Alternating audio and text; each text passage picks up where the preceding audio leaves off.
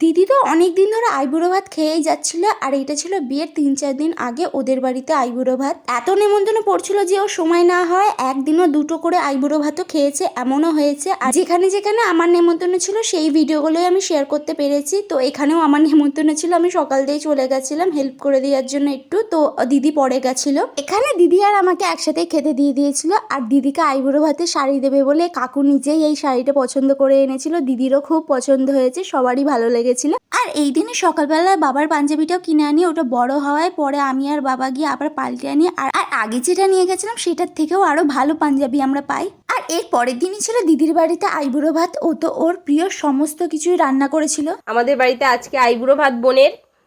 আজকে আইবুড়ো ভাতে আজকে আমি এইগুলো আয়োজন করেছি। কি কি আছে তোমাদের বলি। ভাত আছে, পোলাও আছে, 5 রকমের ভাজা আছে, স্যালাড আছে, ডাল আছে, চিংড়ি মাছের মালাইকারি আছে, চিকেন আছে, কাঁকড়া আছে, চাটনি, পাঁপড়, মিষ্টি, আর এইগুলো চিপস অ্যান্ড কোল্ড ড্রিঙ্কস। এইগুলো সবই হচ্ছে ওর পছন্দের রান্না। দেখা যাক এখন ও খেয়ে কি বলে।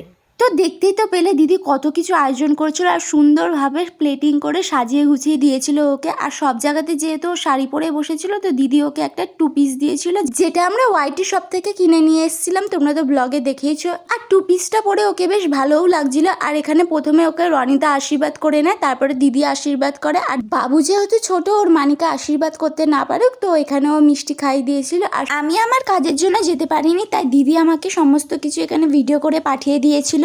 ওর প্রিয় কাঁকড়া থেকে শুরু করে চিংড়ি মাছ সমস্ত কিছু ওর পছন্দের, সকাল থেকে ও একা হাতে নিজে রান্না করেছিল, সমস্ত কিছু সুন্দরভাবে সাজিয়ে গুজিয়ে দিয়েছিল।